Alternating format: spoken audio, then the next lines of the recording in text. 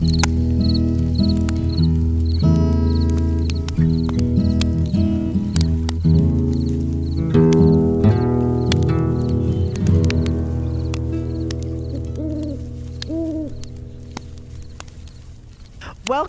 Finally, after months of chatting and planning and meeting, I am ready to get this fire started.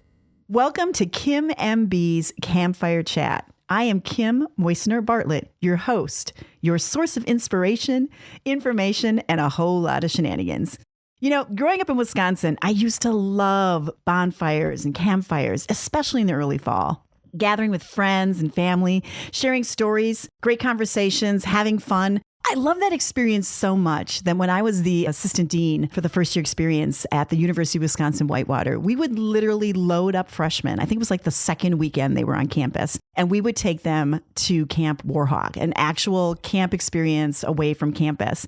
And we did that intentionally, one, because what a great opportunity for new freshmen to get to know one another. But my favorite part of that experience was always the huge campfire. And fortunately for me, I was blessed to have talented staff who knew how to play guitar and could actually sing. So that experience, sitting around the huge blazing campfire and, singing songs, making s'mores, it was just amazing. And I think when you're having those moments, it's when you begin to break down barriers and you have amazing conversations and people share things that they probably normally would not share. But that campfire experience creates that atmosphere. And that is exactly the sort of atmosphere I want to capture in this podcast.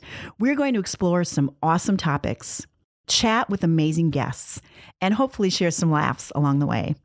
But before I get ahead of myself, let me take a minute to introduce myself to all of you. Those who know me well refer to me as Kim MB, as the lengthy hyphenated last name that I have is just too darn hard to remember. My passion has always been educating and inspiring through leadership roles I've possessed in my career. Much of my career was within higher education administration. I worked at 6 different universities throughout the United States during my tenure as a university administrator, including Temple University, the University of Southern Mississippi, the University of Wisconsin-Whitewater, the University of Wisconsin-Stout, the list goes on.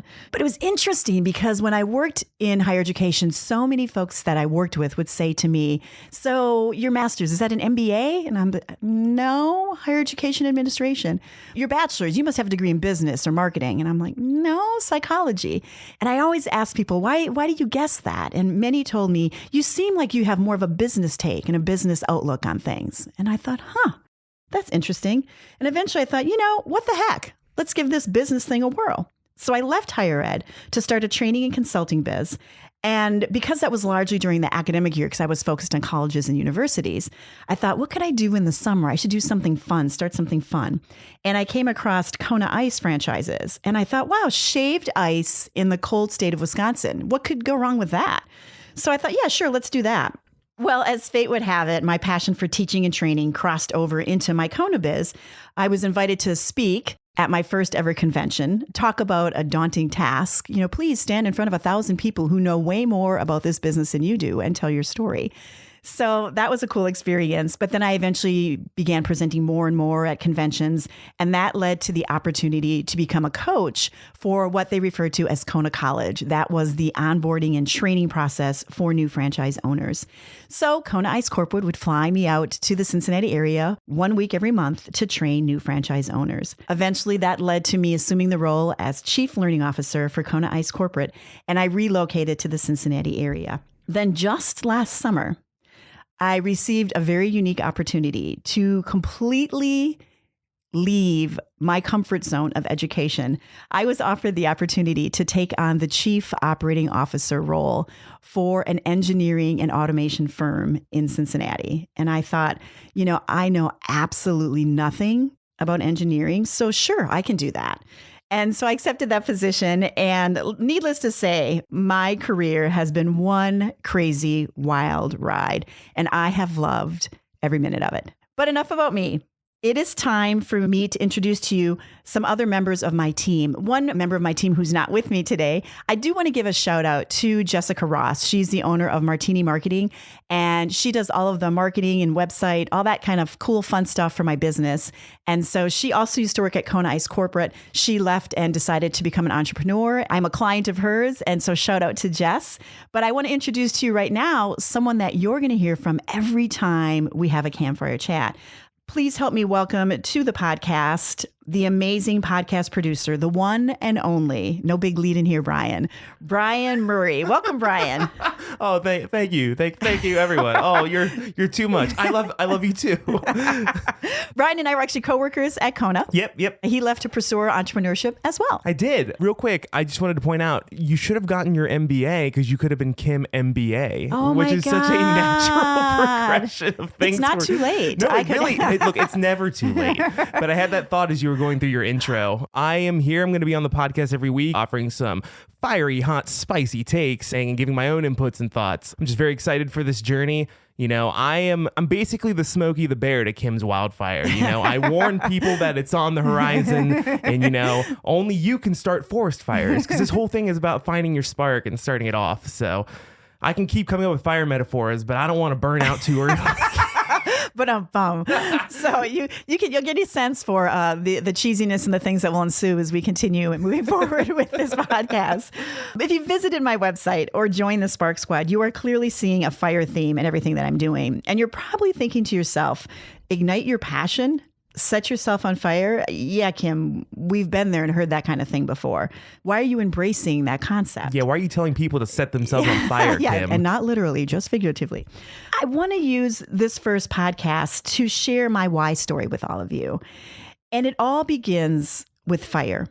My relationship with fire is a bit different than most. While I currently embrace the notion of fire, I confess that was not the case years ago. I was living in Hattiesburg, Mississippi, working at the University of Southern Mississippi.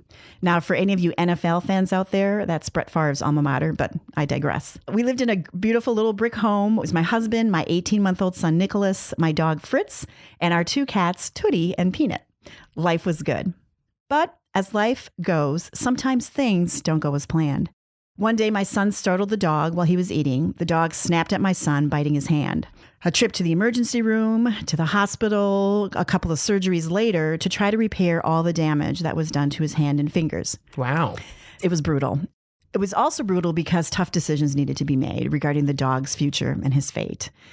Obviously, a very sad and unfortunate time. Now, I'm a mama bear, so I'm always going to protect, my son.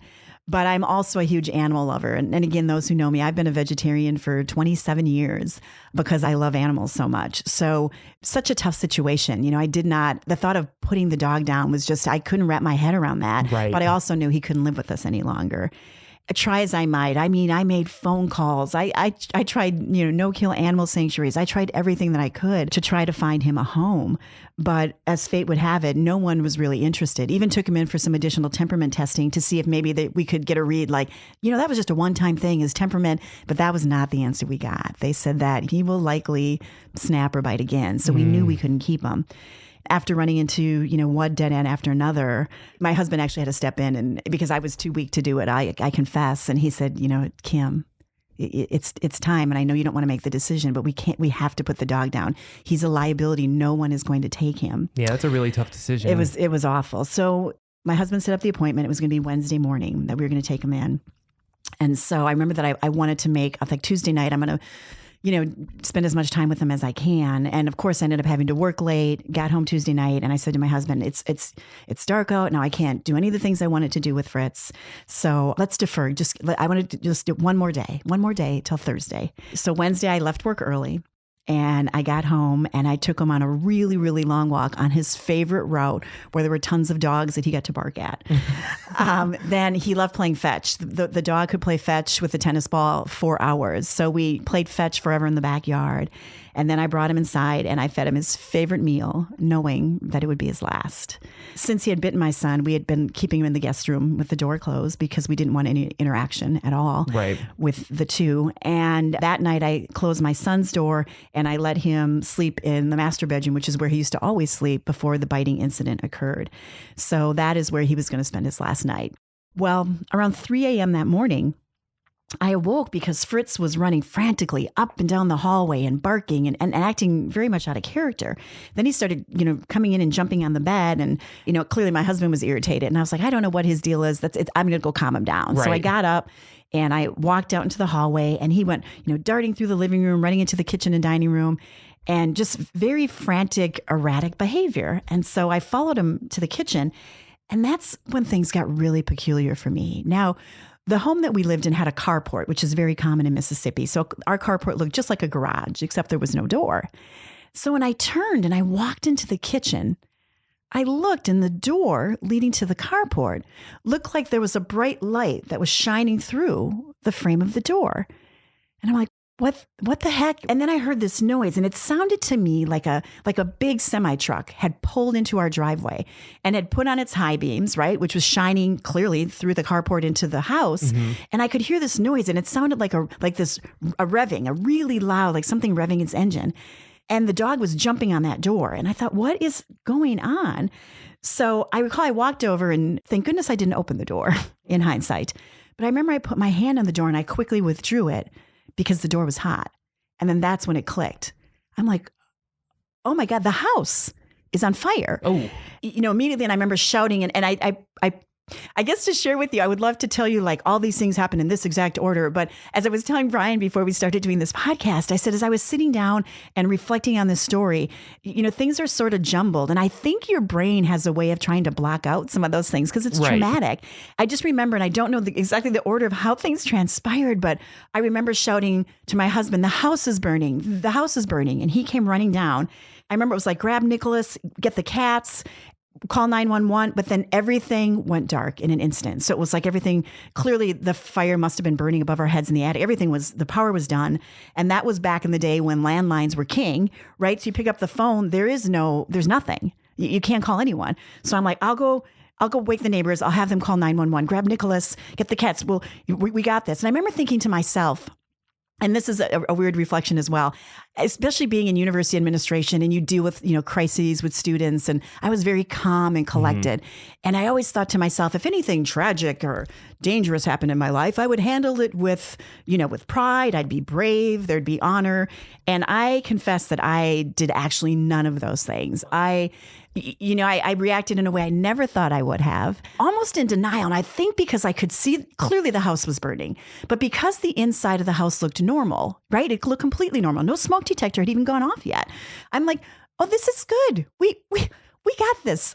We're going to call 911.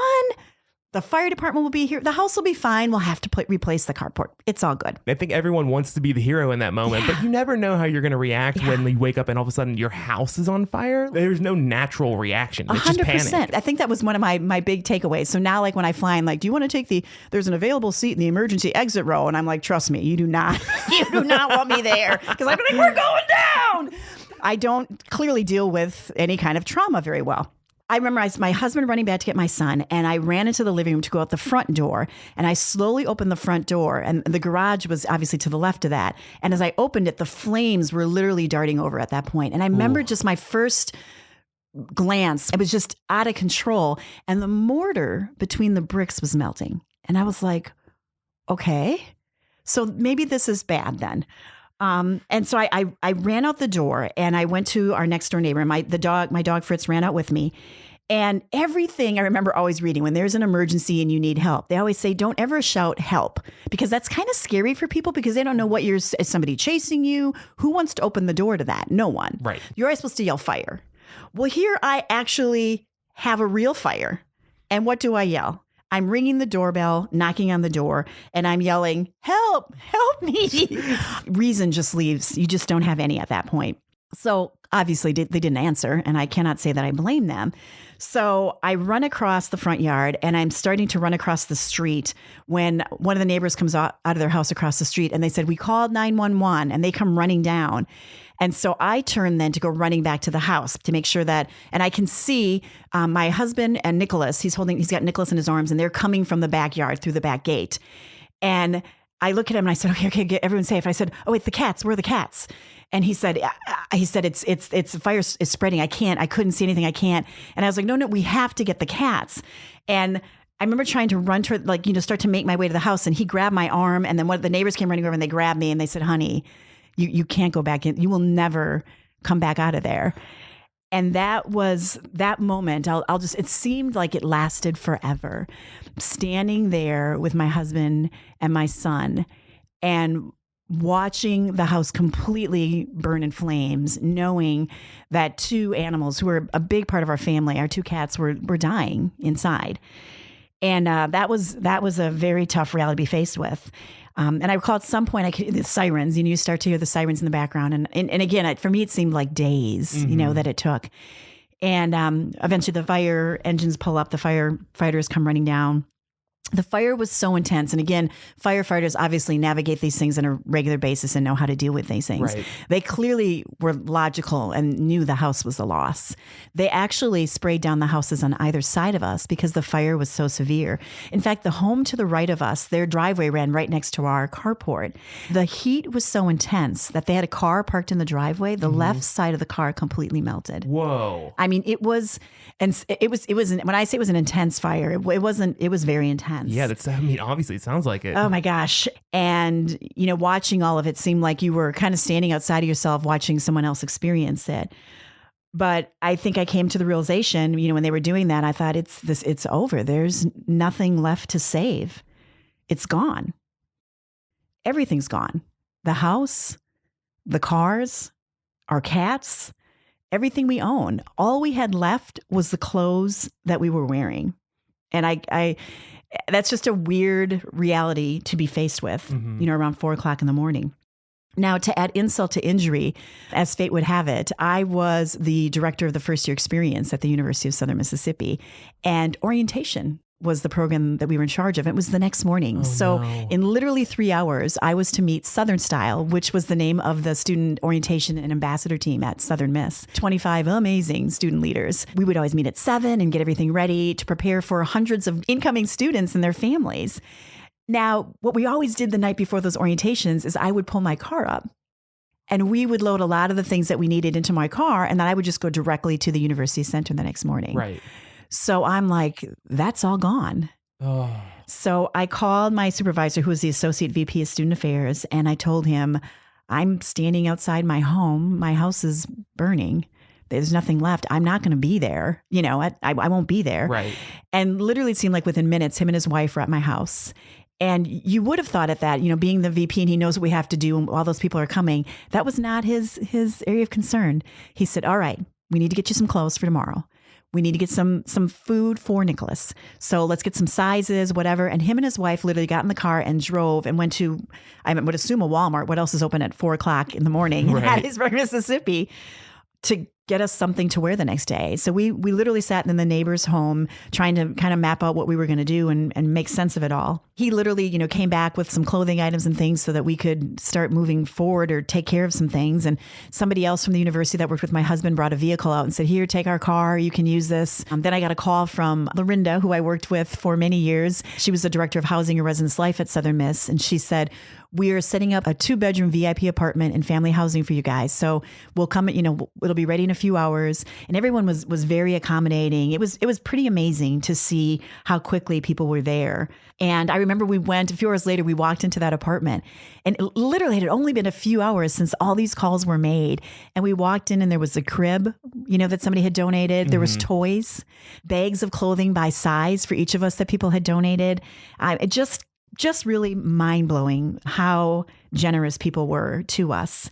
And the first 24 hours after the fire were definitely a blur for me. I know we had to go back out to the house and meet with I'm sure that fire marshal. I'm not sure the person who they kind of come in to do that general investigation and to walk through and try to assess things. And they said, it looks like the fire was probably electrical, something that started in the wall between the carport and the kitchen. I thought, yep, that makes sense.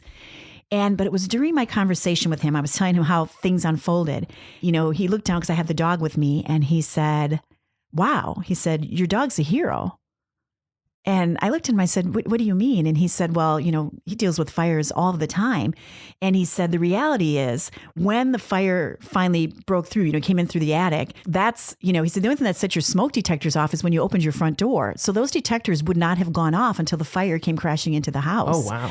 So he said, what would that have looked like? Where would you have gotten out? I guess a window. Would it have fallen in Nicholas's bedroom? And he said, infants at that age, their lungs are so small. And this fire was so intense. The fumes were so toxic. It would only have taken him a breath or two of those fumes in that air. And he said, that's a death sentence for an infant. And he said, the fact that the dog was with you, that dog gave you minutes to get safely out of your home before everything fell in. He said, you would have been faced with a very different situation. He said, that dog saved your little boy's life. And that's when it hit me. One more day. That was all it took. The dog that harmed my son ended up being the reason he was still alive. Life has a crazy way of working out. Of course, the story spread. We were on, local news stations. We were in the newspaper. The fact that we saved him, he's supposed to be put down Wednesday morning. He wasn't even supposed to be alive that night, but we gave him one more day. And that one day made all the difference. I mean, we were even featured in the National Enquirer, picked up and carried the story, which is one of those, throwaway magazines. Yeah. And I was like, those have real stories in them? I had no idea. It was just crazy. And then a few weeks later, we get a call there was a TV show at that time called Pet Miracles, and it featured all these amazing stories of pets' bravery and things that happen. And they said, we want to feature your story on our TV show. So literally flew out a camera crew to film us and interview us and hired actors, and they reenacted things. And months later, that was on TV. It was mind-boggling. The story was, you can't make this stuff up. No, not at all. It's crazy. And dear listeners, do not fret. I am hunting for that episode of Pet Miracles. Yeah, when I told Brian and Jess this full story, they're like, oh my God, we must find that video. So I'm hoping that it is well hidden. And to be quite honest, I don't know that I ever fully watched it myself. Again, I think it just was too hard. No, absolutely. I just don't know that I've even watched it. I know we have a copy of it somewhere, but it's not something that I'm like, I would like to watch that story, reliving that horrible time in my life. Right. No, I don't blame you one bit. And we mostly just want to see it because Kim has described her look on the show as something. So we'll leave that to the imagination. But I do confess that the aftermath of that fire troubled me for quite some time. I remember I could not sleep. I had a really hard time sleeping at nights. And I think it's because I kept running through things in my mind. But that moment I talked to I think I'll be brave. And I wasn't. If I would have done this first. And to me, it always came back to the cats. If I would have done this first and that first, we should have gotten them out first. I could not sleep because I was trying to come up with a mental resolution of how I could have handled things better, made different choices. Losing my pets was really hard on me. And I was so grateful that my son and my husband made it. Don't get me wrong. That was the most important. But, you go through all of those things. You rethink everything. Right. And the other thing that was really tough to lose were those special photos or memorabilia, college yearbooks, keepsakes from friends and family. You can't reproduce that. But the thing that didn't trouble me very much was material possessions, clothing, furniture, even the cars.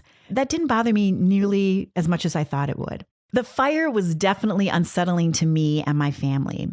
So much so that when we looked for a new home, I told the realtor the one thing that I required is that it would not have a fireplace. I did not want a fireplace. The idea of turning on a fire and relaxing by a fire, that did not make any sense to me anymore. Mm-hmm. When we finally moved and got settled into our new home and neighbors would invite us over we're going to have a backyard campfire or a bonfire. And I was like, oh, thanks so much for thinking of us. So I would not attend. Hard pass. And I know this sounds crazy, but when you sit around a campfire or bonfire, the crackling fire, when I closed my eyes, all I could do was relive that entire experience. While I totally took away some baggage from the fire, I did walk away with a new perspective on life. There were definitely lessons learned. One of the things I shared with the students that worked with me at that time, I said, here's one of the things I'm going to share with you because it was a mistake I made in my life and I don't want you to repeat it in yours. I used to save things for special occasions. My husband's mother was from Bamberg, Germany. And so when we got married, they sent us this beautiful set of china, gorgeous, even like champagne flutes. It was just, everything was gorgeous. So we did what everyone does, bought the wonderful hutch to put in your dining room and showcase your gorgeous china, which I never wanted to use except for a special occasion. Right, but people see that you have it. Yes, like, look how pretty it is, but we're not going to touch that. I saved it for special occasions, Thanksgiving, Christmas, maybe special guests who came over, because I didn't want to break anything.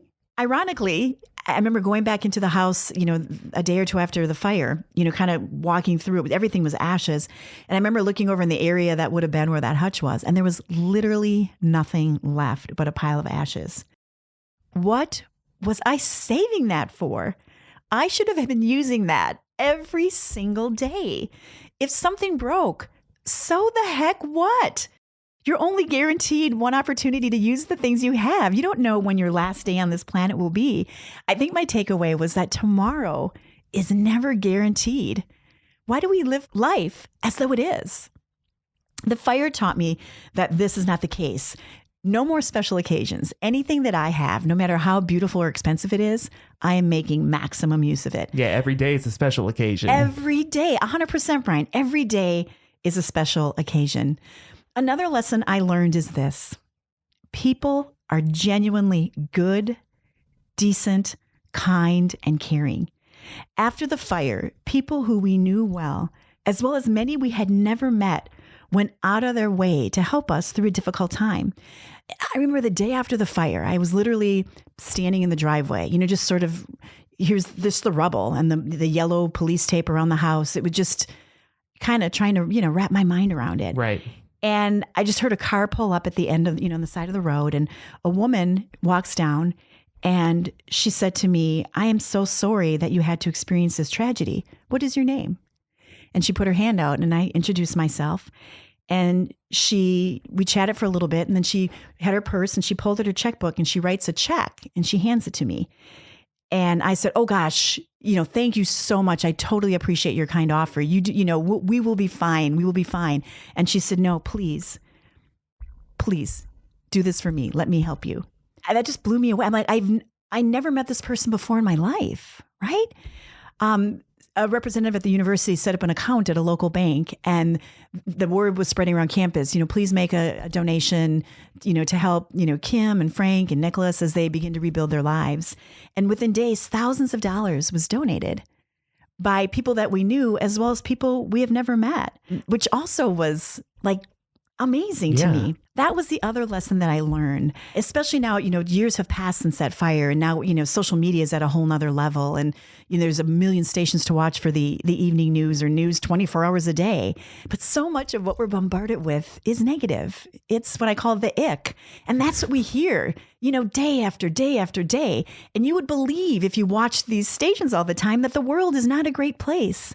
But I'm here to tell you that the world is filled with wonderful, decent, kind people. And I refuse to buy into that negativity. I know that there are great people doing amazing things every day that we will never hear of. Yeah, we're sick of the ick. That's right. And that was definitely a huge takeaway for me.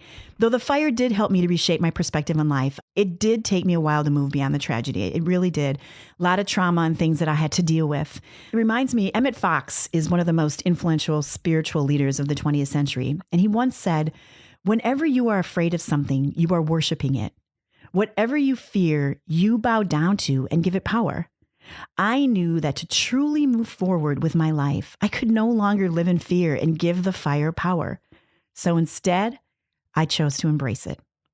I eventually moved into another home after the first house we bought after the fire with 2 fireplaces. I rediscovered my love for the backyard campfire, the bonfire experience, and treasured moments with family and friends. Rather than focus on the sadness of the fire, I chose to embrace the good that came from it.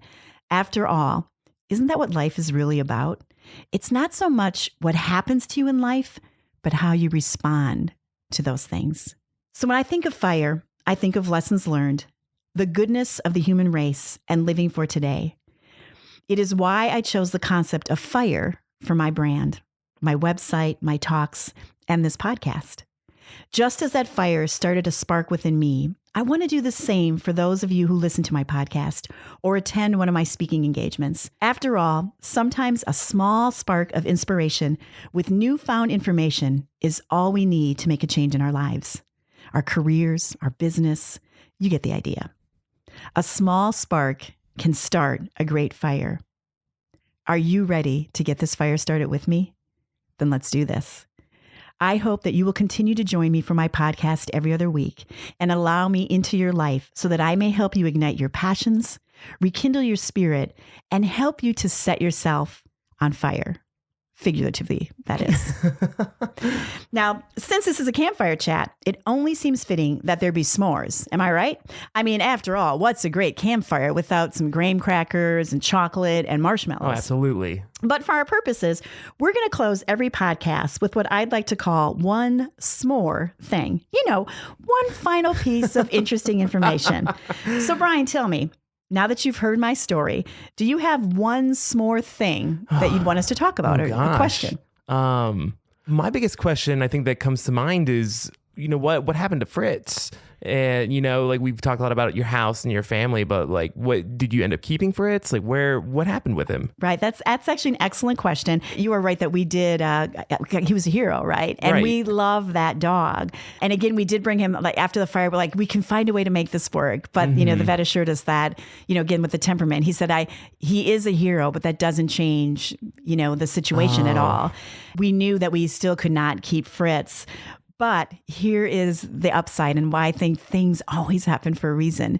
Because of the fire and because of all the media attention that we got, all that media coverage and that story made its way to Best Friends Animal Sanctuary located in Kanab, Utah. Imagine, if you will. They got in contact with us, and they paid to have Fritz flown there to spend the rest of their days with them at this wonderful animal sanctuary. Aww. We actually sent him doggy care packages. Do people do that? Yeah, we did. I'm like, what are you doing? I'm putting together a care package for Fritz. And we would send it to Best Friends Animal Sanctuary. Any care package we sent, they would send us a picture back in return.